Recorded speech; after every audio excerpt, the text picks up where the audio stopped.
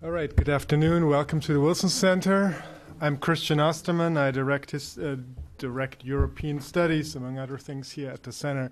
It's a great pleasure to welcome all of you to the center, to this European Studies seminar on regional security, complex theory, and Turkish foreign policy, NATO missile shield, Eurasian energy politics, and the Arab Spring, with our speaker, Hamid Akin Unver, from Princeton University.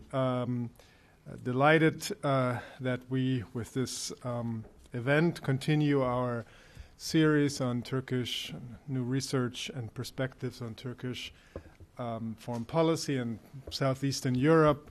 The center has had, as many of you know, a focus on Southeast European programming that we hope to continue in the coming months, and in fact expand in the coming months and years. Turkey will be a major focus for the center's future work within European studies and within collaboration with other programs, Middle East program, and so forth. So delighted to welcome Hamid to this session. Let me just briefly introduce him. He is the Ertegun Lecturer of Turkish and Middle Eastern Studies at Princeton University's Near Eastern Studies Department. He has been a postdoctoral fellow at the University of Michigan Center, the European Studies Center there, and the Center for Middle East and North African Studies. He's where he authored several articles on Turkish politics, most notably perhaps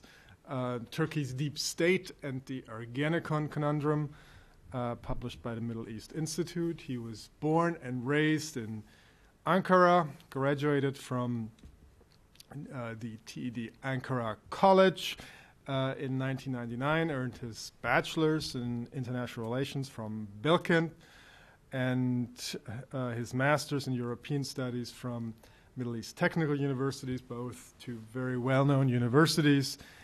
He received his PhD from the Government Department at the University of Essex with a dissertation on a comparative analysis of the discourses on the Kurdish question in the European Parliament, the US Congress, and the Turkish National Assembly, which won the 2010 Malcolm Kerr Dissertation Award in Social Sciences from the Middle East Studies Association. He has taught at the University of Essex, at Sabancı University, Istanbul, at Princeton just now as a visiting scholar, and he has held a number of positions at the European Union Secretariat General, Turkish Foreign Ministry, the Eurasian Center for Strategic Studies, and the Washington Institute for Near East Policy. So he is eminently qualified to talk about the subject, Turkish foreign policy. It's a big subject, from NATO to energy politics to the Arab Spring, all important issues, and I look forward to the presentation, about 40 minutes, so that we'll have a little bit of time for some Q&A, perhaps even a little shorter, have some time for Q&A, and go up to about 1 o'clock. So, okay. You're welcome, Hamid, and you have the floor. Yeah. Thank you so much, Mr. Osterman, for the invitation. I would like to thank Woodrow Wilson Center's European Studies for inviting me here. This is a presentation of the research that I'm right now undertaking about Turkish foreign policy. There seems to be a lot of confusion with regard to what Turkish foreign policy is about and what it's aiming to accomplish in the last years. Most specifically, my students, either in Michigan or Princeton, they have a lot of problem contextualizing Turkish foreign policy, and this problem doesn't necessarily is only with the students. I mean, even professors at Princeton or policymakers have some trouble in terms of sort of predicting Turkish foreign policy behavior. So this is basically a presentation of my undergoing research about this, trying to put Turkish foreign policy into focus and contextualize it within the context of a more theoretical dimension, and hopefully confuse you even more, because basically there are certain aspects of Turkish foreign policy that seem predictable, but basically what you think predictable is actually may not necessarily be predictable. And the perspective and dimension I pick for this particular study is an international relations theory called the regional security complex theory, which is an extension of the British School of International Relations. That is why when people ask me, oh, is Turkish foreign policy neo-Ottoman? Is it becoming Western? I give the answer, Turkish foreign policy is not becoming Eastern, it's becoming more British in that sense. And British, not, in terms of British foreign policy, but in terms of British School of International Relations theory. And as 3 case studies, I pick the NATO missile shield question, Eurasian energy politics debate in general, and the changing dynamics of Turkish approach with regard to the Arab Spring, most notably Syria and Iran in that respect. So for you to be able to follow my presentation easier, I have presented an outline here. I first deal with the exposition of what this regional security complex is and why is it relevant with regard to the discussion of Turkish foreign policy. Second, I have some theoretical critiques of the theory itself, but I'll minimize that discussion because that's more kind of academic aspect of the study. Then identify 3 strands in Turkish foreign policy behavior and sort of self-perception. I'll talk about Turkish Europeanists, Turkish Americanists, and Turkish Eurasianists, and how these 3 different foreign policy ideologies sort of come into play with regard to formulation of Turkish foreign policy. Then I look at the what I'll refer as the transition phase of 1999 to 2002, which created several challenges for the traditional Kemalist policy. Then I'll talk you through 3 phases of Justice and Development Party, AKP foreign policy, and then go through my case studies of Eurasian energy politics, NATO missile shield, and the Arab Spring, and finish this with the concluding hypotheses. So regional security complex is a product of, it's generally attributed to the British School of International Relations, most specifically Barry Buzan of London School of Economics, even though the theory itself matured in the joint sort of book by Barry Buzan and Ole Weaver, quite well-known international scholars who basically structure foreign policy behavior within the context of discourse analysis and identities. If you are more interested in this, the book is called Regions and Powers, The Structure of International Security. That came from Cambridge University Press in 2003, which is seen as, magnum opus with regard to this particular body of work. Regional security complex explains the structure of the international system after the Cold War. It explains the Cold War international system. And practically, regional security complex argues that during the Cold War, foreign policy behavior was basically oscillated between either being an ally of the United States and remaining within the context of NATO, or being an ally of the Soviet Union and remaining within the context of the Iron Curtain. Now, in the post-Cold War period, you have unipolarity, American power, and international relations are mostly determined by whether international system is determined by basically alliance or proximity with regard to the United States. So you're either an ally and in the orbit of the superpower, or you are, at the other side, either non-aligned or completely against the superpower. That determined international relations. At least that's what the regional security complex presents as its narrative. Now, regional security complex looks at the state of the international system at a time when this unipolar structure of the world, American power, is in decline.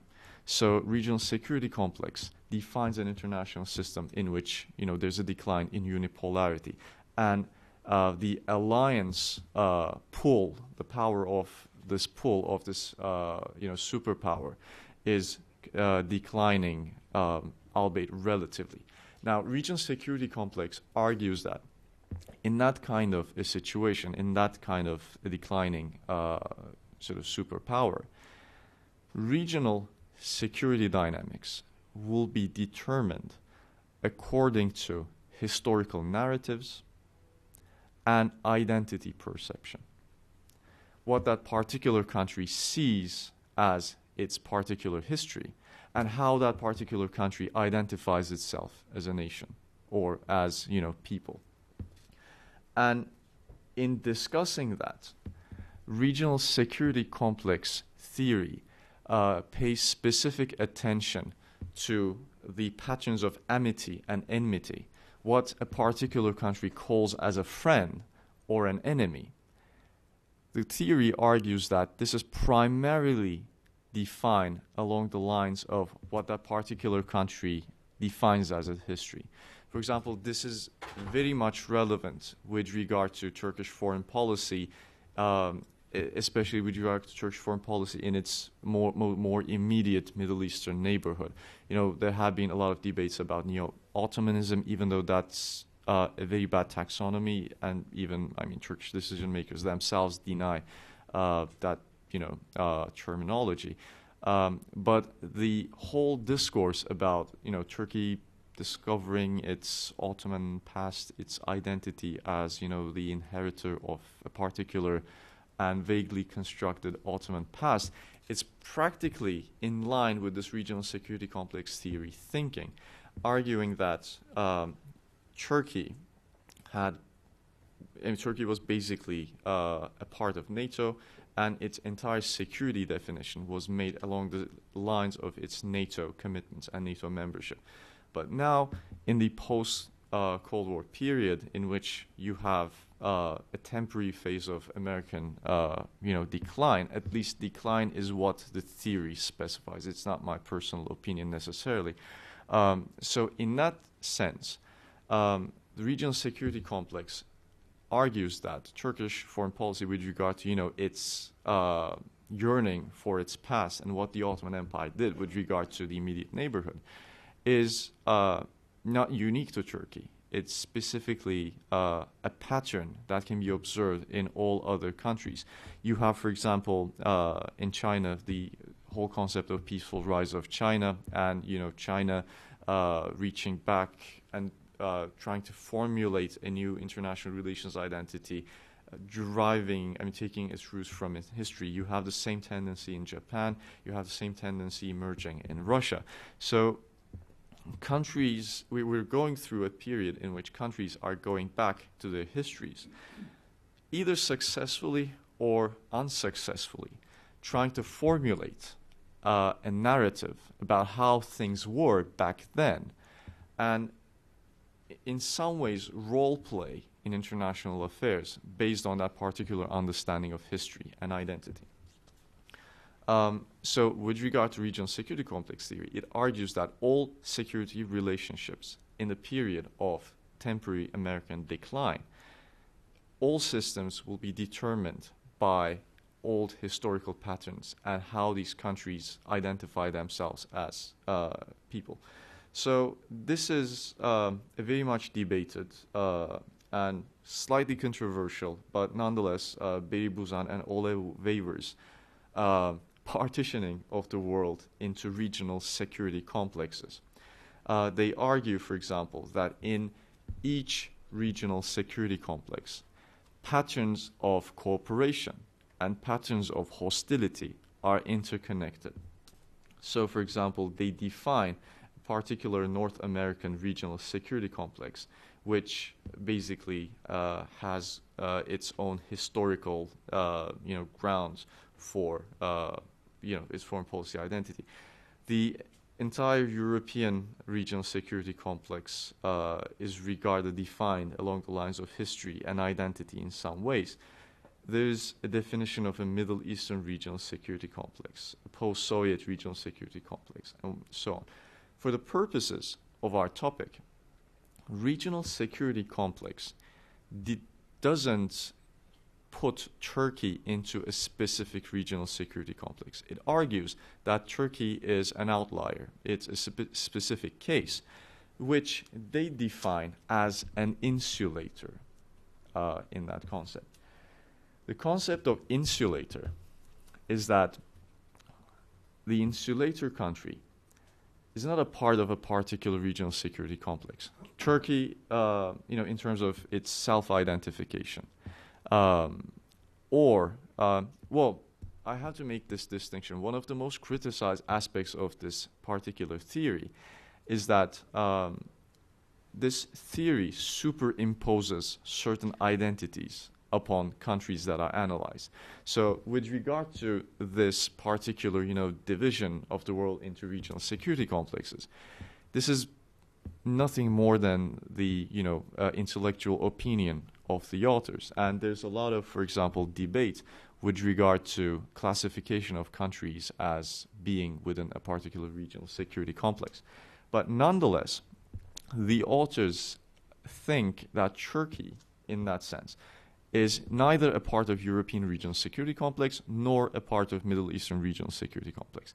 Because even though modern Turkey's founding ideology, Kemalism, stipulates that Turkey has to stay out of Middle Eastern affairs and should basically strive to become a part of the Western system of alliances. There are two poles identified with regard to Turkish foreign policy, even though the elite behavior in terms of foreign policy is to situate Turkey within the context of European Union.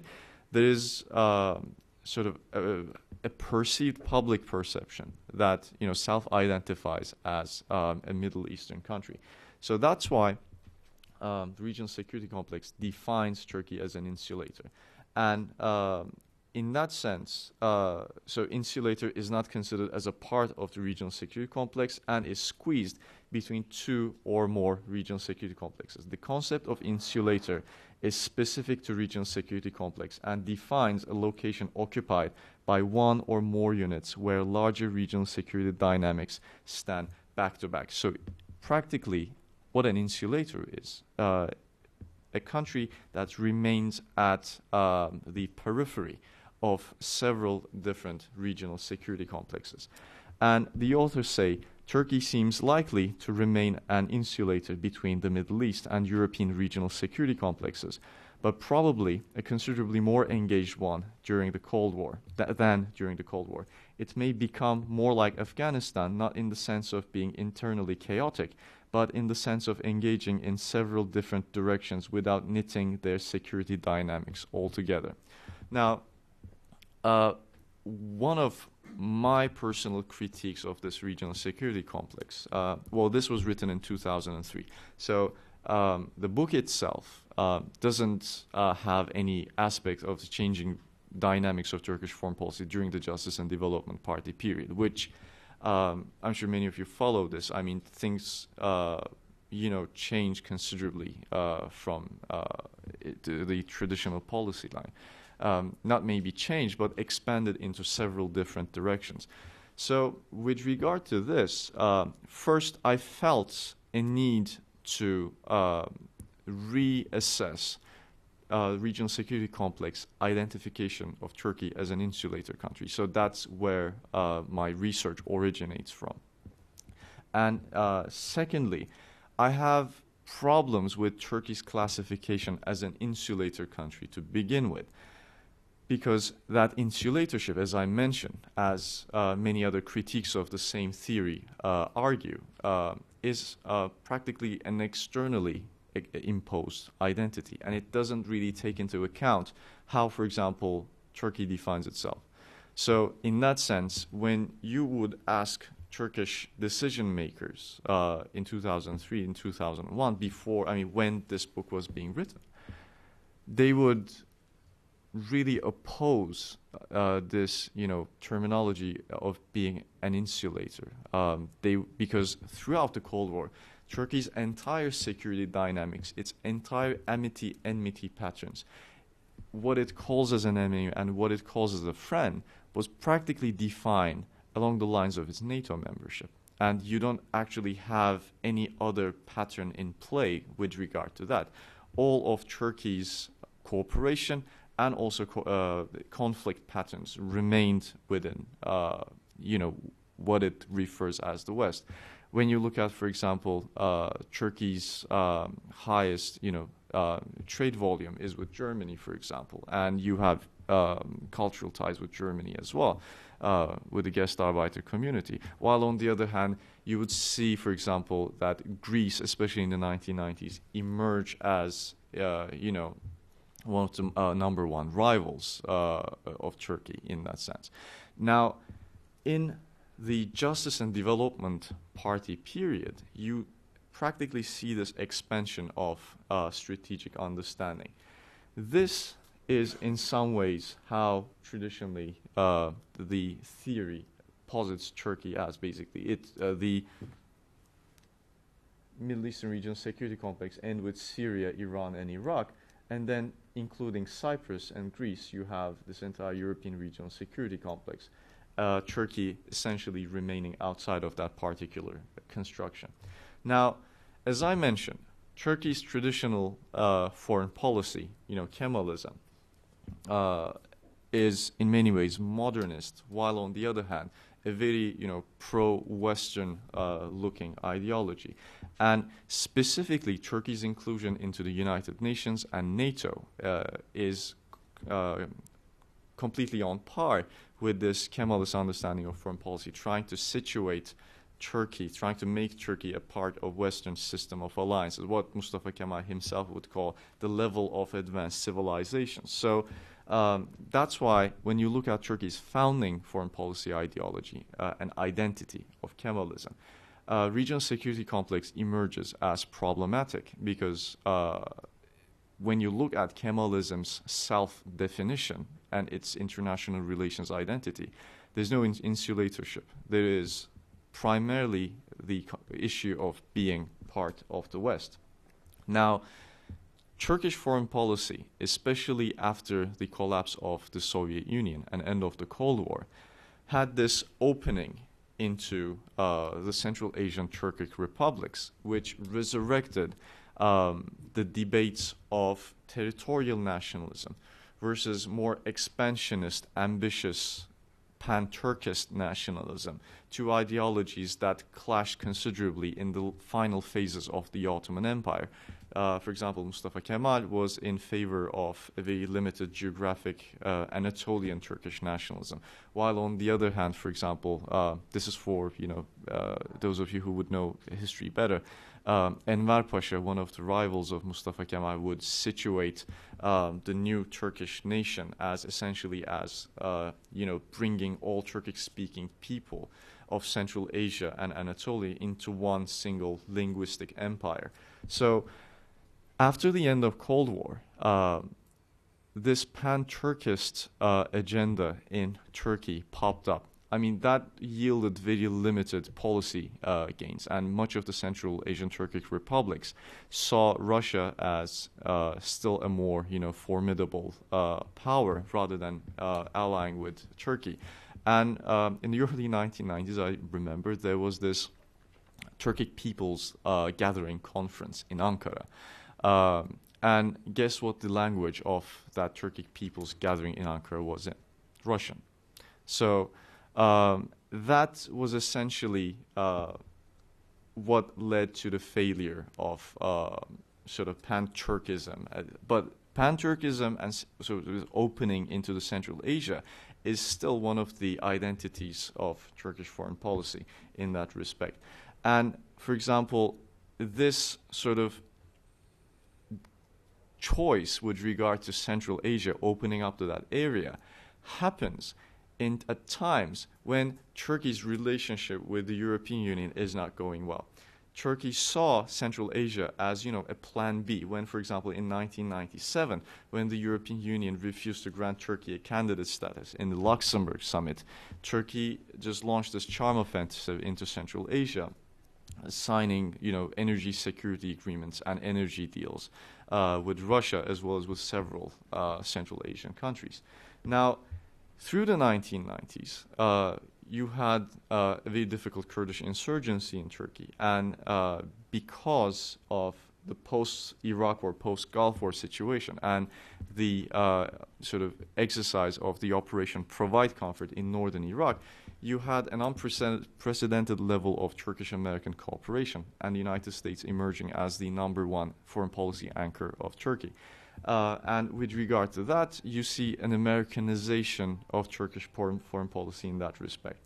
And in the 1990s specifically, you have a 2.5 wars doctrine that was dubbed by Şükrü Elekta, a former Turkish ambassador to Washington. He argued at the time that Turkish military should be at a level of readiness to fight off 2.5 wars, one from Greece, one with Syria, because the PKK's leader Abdullah Öcalan was at the time in Damascus, and half of the war was the war that will be fought against the PKK group itself. And through this period, you see the emergence of 3 distinct foreign policy identities in Turkish military and foreign policy apparatus. Democrats or the Europeanists, who argue that military involvement in politics should be minimal, and Turkey should become a part of the European Union, and the entire Turkish system should essentially become a part of European Union politics. Its foreign policy should Europeanize, which essentially means Turkey should become an extension of European neighborhood policy. Second, Republicans or Americanists or pro-NATO group within the military, they emphasize that the military has a security valve identity in Turkish politics, and it should still retain this loose oversight of the political process. But for the Republicans of Turkey, European Union is not a credible aim. They should instead focus on strengthening ties with the United States and strengthen Turkey's position within the context of NATO. And then you have pan-Turkists who, especially after the collapse of the Soviet Union, want an expansion, military expansion, but a charm offensive into Central Asia, and in that sense cooperate with Russia and China and diversify Turkey's foreign policy security system. Not rely on Europe and the United States in particular, but also deal with Russia and China and play off these different powers one against another. Now, in 1999, you have several seismic shifts in Turkish politics. One, the capture of Abdullah Öcalan, PKK's leader, and a relative peace in Turkey's southeast, and from militarization to politicization of Turkey's Kurdish question. August 1999, 2 very serious earthquakes in Turkey and Greece, surprisingly, leading to a thaw between Turkish-Greek relations and gradual desecuritization of the Aegean. And since then, Greece just disappears as a security concern for Turkey. December 1999 Helsinki summit and the European Union's grant of Turkey candidacy. February 2001, Turkish stock market crash, public riots, and the people's disillusionment with the Kemalist state system in general. November 2002, election of the Justice and Development Party, and Justice and Development Party's promise of, a new Turkey in that sense. December 2002 Copenhagen European Council, which said the EU would open negotiations with Turkey without delay if the European Council in December 2004 decides that Turkey fulfills the Copenhagen criteria. Then March 1, 2003, I'm sure you're familiar with this refusal of the Turkish parliament to allow US troops to station for the war in Iraq. This is seen from Turkish perspective as the ideal example of the Europeanization of Turkish foreign policy. Turkish foreign policymakers at the time turned to Europe and said, see, we are actually, becoming a part of this good neighborhood policy, European neighborhood policy. We don't want a war in our neighborhood. That's why we refused American troops to be stationed in Turkey. But then it deteriorates Turkey's relations with the United States. So 2003 onwards, you have this de-Americanization or Europeanization of Turkish foreign policy. There's a literature on that. People wrote endlessly about this. And then December 2004, the EU agrees to start negotiations with Turkey. So that 5 years is basically the epitome of, pro-European or pan-European, foreign policy ideals within Turkish foreign policy making. Now, I'd like to identify 3 phases of Justice and Development Party foreign policy as well. Now, it basically begins in 1999, 3 years before AKP was elected, but nonetheless, the party pursued that particular process. 1999 to 2006, I argue, those 7 years, is the European or pre-strategic depth period of Turkish foreign policy. And it ends with December 2006 decision by the EU to temporarily freeze talks on 8 chapters based on the dispute over Cyprus.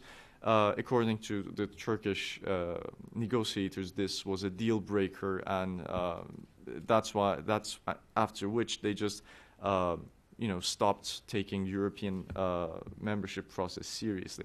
So from 2006 to 2010, you don't have a strong European anchor, and your relationship with the United States has deteriorated because of the March 1st bill, and then you have the Hood incident, and then comparatively American-Turkish relations deteriorate. So those 4 years is the strategic depth, Turkish Foreign Minister Davutoğlu's, and in 2007 he is appointed as the foreign minister. So it's kind of like the Davutoğlu diversification period. Turkey deals with Europe, deals with the United States, but it also expands into northern Iraq. It expands its influence in the Middle East, Balkans, Caucasus.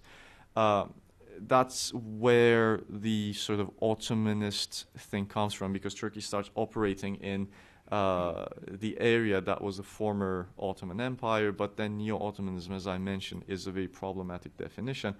And that diversification process ends with the Arab Spring. With the Arab Spring, 2 things happen. The United States look at Turkey and Turkey's I'm going to say prestige, but prestige in that sense is a very subjective term. I mean, prestige according to whom is the question. But that the United States bandwagons with Turkey's perceived prestige, and it's also a period in which the United States is gradually, keeping a low profile in the Middle East, because Arab Spring essentially disrupts all the power structures the United States had established in the region. So 2010 onwards, Turkish foreign policy gains this unprecedented room for maneuvering, which I would refer as the autonomy phase of Turkish foreign policy. In its foreign policy making, dealing with Iran, investing in Iranian natural gas fields, brokering deals with Central Asian republics. Turkey goes through this 2 years of very much independent foreign policy period. But then I think the game changer in that sense was the fact that the Arab Spring had reached Syria. And when that happened, while Turkey was supporting all Arab Spring movements, now the refugee crisis that Turkey faced with the Syrian situation, conundrum, Turkey reached the limitations of its soft power potential. Because from 1999 to 2012, you have this soft power period in which You see terms like zero problems policy, strategic depth, win-win solution. There's no such thing as a zero-sum game, so that kind of discourse. Now, in 2012, things have started to change, and Turkey realized, I think, and that's my hypothesis, you're more than welcome to, refute this, but Turkey realized its traditional foreign policy priorities. And in 2012, and beginning of January 2012 onwards, you see a re-Americanization of Turkish foreign policy and re-emergence of the United States as an important partner of Turkey.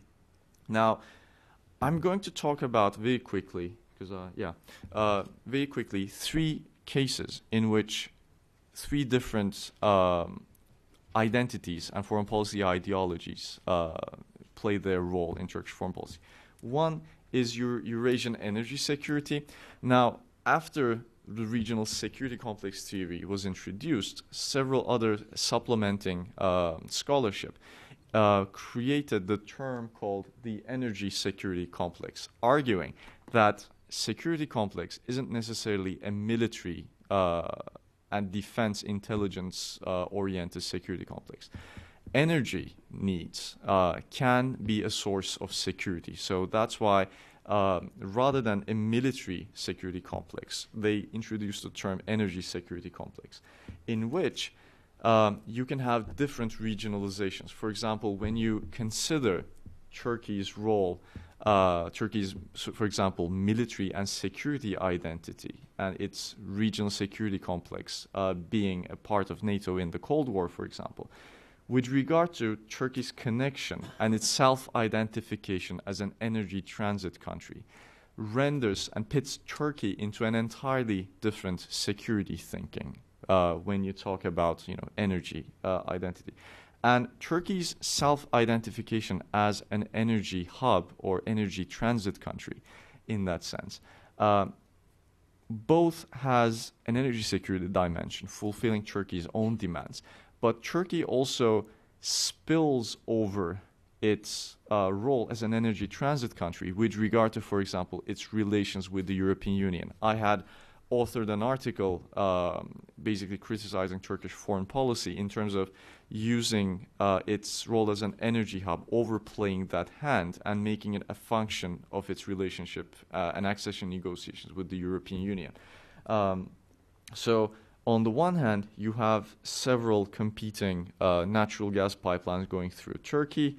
Nabucco project, in that sense, became a function of Turkey's EU relations, and it's very interesting in the sense that Turkey used Nabucco project as essentially a weapon against the European Union. In some ways, I'm going to use the term blackmail, but it's not, that bad, but it's something like, you can't really trust, Ukrainian route. You need an alternative Turkish route, and when, Ukrainian gas is stopped, you need Turkey for your energy supply. Hence, you have to accept Turkey into the European Union. That was the kind of argumentation that was being made. Now, in parallel, you have an entirely separate solar panel project emerging from, Middle East, and that also passes through Turkey, which basically expands Turkey's energy security geography to a great extent. And when you consider where these solar panels are established and where they're going through, the Arab Spring makes an entirely new and different, meaning. So this is, the actual map of this CSP collector map. So it's entire North Africa, all these solar panels moving from within Turkey. It also moves within Turkey, but Turkey feels most active with regard to this energy security thing. On the one hand, it's a play of its Eurasian identity, its self-perceived role as an Eurasian country, while on the other hand, its aspects of Muslimness, neo-Ottoman, its Ottoman past.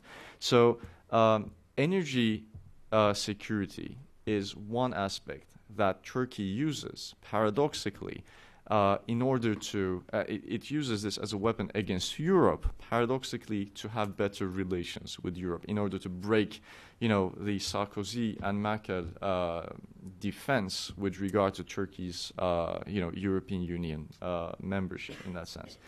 The second issue that I think explains Turkey's, the interplay of Turkey's competing identities is the NATO missile shield. A lot of people talked about this NATO missile shield within the context of, are we returning, back to Cold War dynamics? Is Turkey reassuming its role as, Russia covering Russia's southern flank? Now, there are competing arguments with regard to, why the NATO missile shield is being expanded into Turkey. For example, French position, Nicolas Sarkozy, said we call a cat. Today's threat is Iran. He meant that, Turkey is expanded into the missile shield in order to protect, Europe and the United States from Iranian missile threat. Then Hillary Clinton said the shield is not directed against Russia. It has to do with Iran. But here is one very important theoretical critique of the regional security complex theory that I'm making. It doesn't always matter how outsiders define a particular country's identity, or it doesn't always matter how a particular country identifies itself. It is also important how other countries identify these countries. So when you look from the perspective of Russia into what Turkey is doing with regard to NATO missile shield, Turkey definitely sees Turkey as a part of the European and former NATO regional security complex. And the Russian response to the expansion of Turkish radar base, for example, you can see a list. I don't have to recite them, but it's basically a preparation for war in many ways. This is a Russian chart showing that how the Americans are encircling Russia in that sense. And you would see that Turkish radar installation is mentioned in American flag. So Turkey in that sense is definitely understood as an extension of NATO, an extension of American neo-containment policy with regard to Russia. Now, other Russian positions, for example, argue in that sense that, American missile defense actually covers everything, like all Russian missiles. But when you look at possible nuclear warhead launched from Iran, it isn't covered by this American, missile shield. So that's why installing a missile radar here in Turkey is actually a move against Iran. So you have essentially two competing views, Russia, with regard to what Turkish foreign policy is. And this is a Turkish military, it's not secret, it was, basically uploaded online. Iranian missile site, this is the Seattle route of the missile, and the Washington route of that missile. So essentially, this is the radar in Israel, which covers basically this much. So essentially, moving a missile radar here is argued that it will cover the trajectory of the Seattle route. So that is why the argumentation is that, Turkey is not doing anything against Russia. It's doing these things with regard to Iran.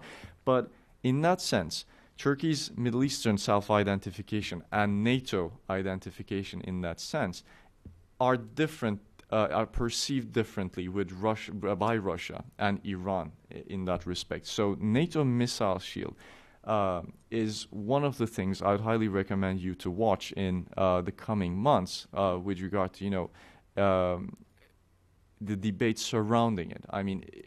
Does it remain a rate, like an expansion in the name of, surveying Iranian missile capabilities, or,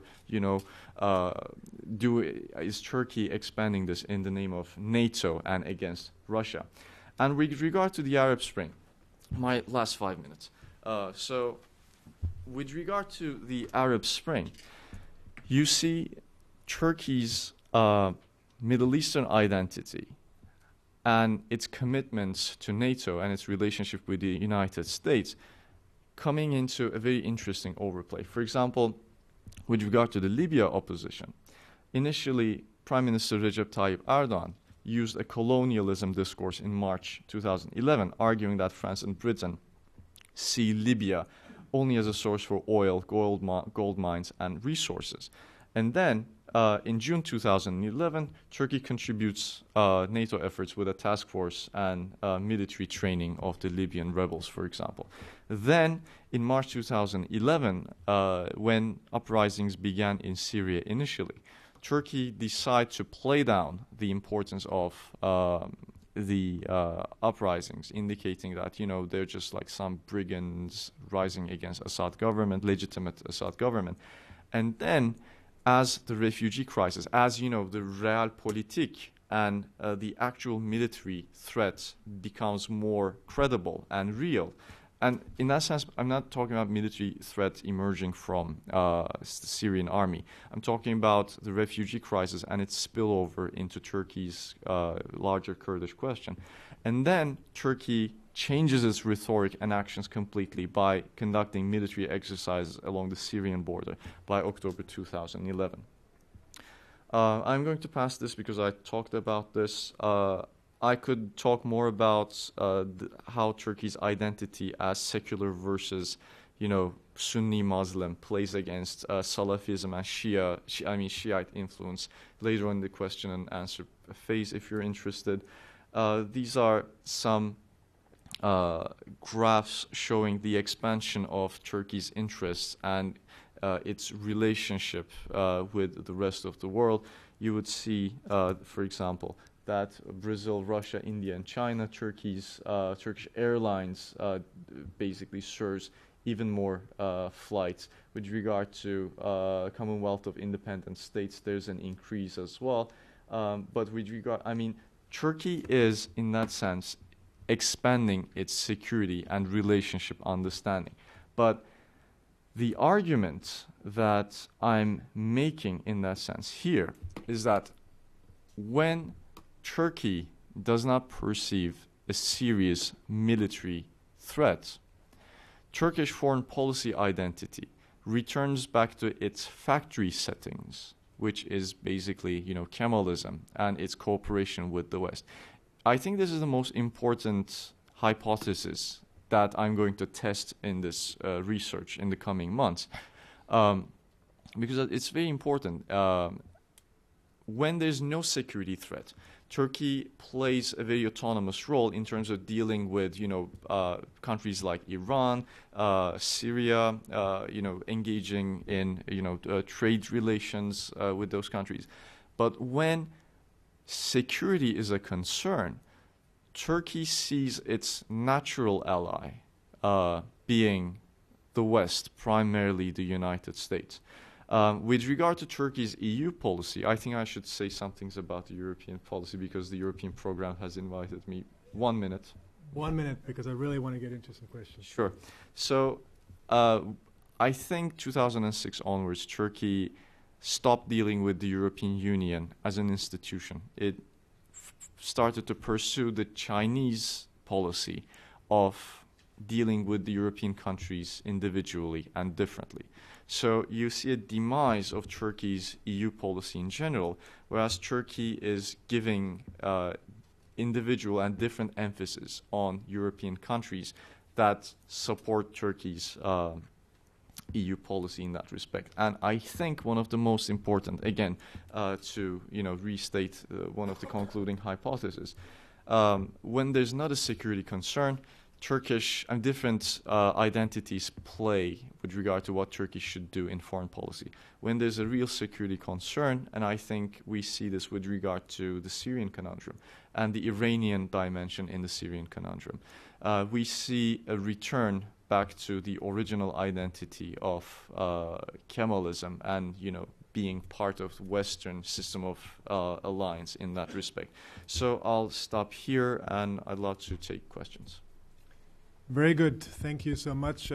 a good number of issues. I have a bunch of questions, but actually I'm just going to turn it right over to all of you since we're running so very quickly out of time. So why don't we go around the room and take a number of questions. We'll start down here, Christina, and work our way around the room. Hold on. Down here, if you could wait for the microphone, please. Christina, down here, Okay. please. And identify yourself. Hi, I'm Bruce McDonald with the U.S. Institute of Peace. There's probably no bigger supporter of tactical nuclear weapons than within NATO than Turkey. Of course, we don't identify exactly where those exist, but some people think that there might be some tactical nuclear weapons in Turkey. Increasingly, that's at odds with a European sentiment. And so I wonder if you could comment about that growing fissure between the two. And then also your sense about Turkey's continued reliance upon the U.S. extended deterrence, the U.S. nuclear umbrella over all its allies, in the light of continuing reductions. Is there some threshold that at which the Turkey begins to get nervous about the continued credibility and reliability of the U.S. nuclear deterrent in the future reductions? Thank you. Thank you. And then the gentleman in the back there.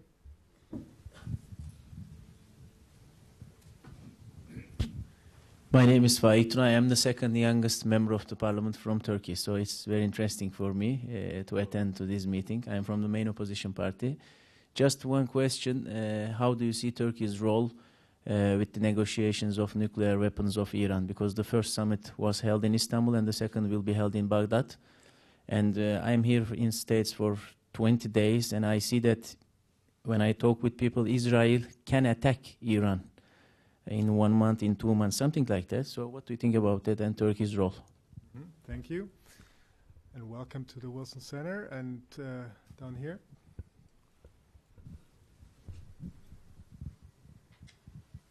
Thank you. Wojciech Masty, formerly of the Wilson Center. I have a question about your critique of the theory, which I very much share also. But I wonder whether one could go a little bit further and start with the point that the theory has been originally applied to Southeast Asia. That was the first writing by Buzan, yeah? Where, in my view, the situation is so totally different from the area where Turkey is. So my question is, would you like to compare and relate it to the applicability, or the lack of it, of the theory? Mm-hmm. All right, let's start with these three questions. We'll see if there's any time left for any others. Go ahead. Tactical nuclear weapons, Iran, and Southeast Asia. Even though Turkey has repeatedly said in the last several years that we're not, worried about Iranian nuclear program because it's not directed to us, it is mainly directed to Israel. And then if you want to, get rid of Iranian nuclear capabilities, you first have to get rid of Israeli nuclear capabilities, was the Turkey's main position. They saw it essentially as a security dilemma in which Iran was trying to get nuclear weapons because Israel has nuclear weapons. And Israel doesn't want to, get rid of its nuclear weapons because Iran was building nuclear weapons. I think in that sense, I'm not a nuclear expert, so with regard to your technical questions about the technicality of nuclear issues, you should best ask this to a nuclear expert. I'm just dealing with the nuclear aspects of Turkish foreign policy from a very theoretical perspective. But I can give you a lead with regard to how to understand how Turkey sees, at least how Turkey's ruling party sees Iranian nuclear program as. For a very long time, what Turkey did was, technically from regional security complex perspective, desecuritization of Iranian nuclear threat. There is a nuclear threat, there's consistently increasing percentage of nuclear enrichment, after which, it goes beyond energy production rate, after which it goes beyond research and development pace. It's like marching onto, weapons grade phase. So in that sense, Turkey on purpose desecuritized this, arguing that, well, even if they are going for a nuclear weapon, why should we care because we don't really see us as a threat?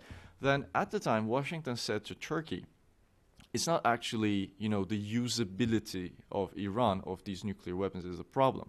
It's just the mere possession of Iran of these nuclear, and the fact that you will not be able to deter Iran in any conventional way will lead to Iran's growing activity in what Jordanian King Abdullah had referred as this Shiite crescent, because after 2003 Iraq war, and practically Iraq's temporary weakening, Iran's main window to the Middle East had opened, and then Tehran began influencing politics and supporting, its acolyte groups in Syria, in Lebanon, in Gaza, and simultaneously you have a similar, Saudi push to limit this Shiite expansionism in that sense, because Shiite versus Sunni expansionism is the structural conflict dynamic of the Middle East historically. So in that sense, I feel Turkey is concerned not because Iran is going to use these weapons on Turkey necessarily, or Turkey not necessarily thinks that Iran will use them on Israel. It's just that the mere possession of nuclear capability renders a conventional response. It basically dilutes any particular conventional response, which basically leads to a failure of any conventional deterrence of Iran. In that respect, I think Turkey would find this nuclear program problematic with regard to its interests in northern Iraq, and especially the Kirkuk question. It pushes the interests of the Turkmens there at the expense of other groups, while on the other hand, Iran is basically developing this relationship with the northern Iraqi Kurds and then with the Syrian administration simultaneously. So with regard to the nuclear issue, as a non-nuclear expert, I can only give you the research lead in that sense with regard to this Shiite crescent, subsequent Salafi attempt in terms of trying to limit that Shia expansionism. And Turkey, in that way, kind of bandwagoning with the overall Muslim Brotherhood agenda in the Middle East in terms of balancing Shiite expansionism. With regard to how basically regional security complex theory applies to the question of Southeastern Asia and Turkey, I think it's quite different. And I have the feeling that the authors didn't really have a good understanding of Turkish foreign policy in that respect. That's why one of the main critiques of that theory is that it's externally imposed by the authors. I'm based on whatever author's perception of that country's identity may be. So, as I mentioned, my biggest critique of the theory when it comes to Turkey is that that definition of Turkey as an insulatorship maybe was a correct identification from 2006 to 2010, but when you talk about Turkish foreign policy in general, like traditional Turkish foreign policy and Kemalism, I think that's a very wrong depiction of Turkey, because Turkey took pride in its own. I mean, I'm sure you know it better than I am. I mean, it would be very rude to tell any Turkish decision maker that Turkey is a Middle Eastern country, for example. They would always say that, no, not Middle Eastern, it's European. So that, I think, is one of my critiques of the theory itself. Thank you. Did you want to comment specifically on the EU tactical nuclear business, or do you think you covered that in the... So with regard to, the reason why Turkey looks at, tactical nukes differently than Europe, again, as a non-expert on nuclear issues, I would refer back to this map again with regard to Turkey's security concerns and threat perceptions with regard to Iranian expansions. Europe doesn't have that kind of concern with regard in the case of Iranian nuclear capabilities, because when you have a radar installation and when you can detect Iranian nuclear activities, probably that's enough for Europe. But how that nuclear capability spills over into asymmetrical warfare in the Middle East, how Iran emerging as an undeterrable country because of its nuclear capability is very much problematic for Turkey, because Turkey at the same time is also pursuing some non-governmental groups that Iran is kind of trying to entrench another group of non-governmental actors against. So even though it's a nuclear question, Turkey has a very real conventional concern emerging from militancy with regard to expansion of the Shiite crescent in northern and eastern part of the Middle East. So Europe looks at it essentially as a nuclear issue. Turkey wants this nuclear deterrence so that it could spill over to conventional security issues in the Middle East. So that's why I think they look at these things differently. Very good. I'm afraid we're out of or beyond our time. I think we all appreciate it. In thinking about Turkey and Turkish foreign policy, it's important to look at the fundamentals. You've brought those back to us today with this presentation. Thank you for your presentation, for your input. Let's give a round of applause, and we're adjourned. Thank you.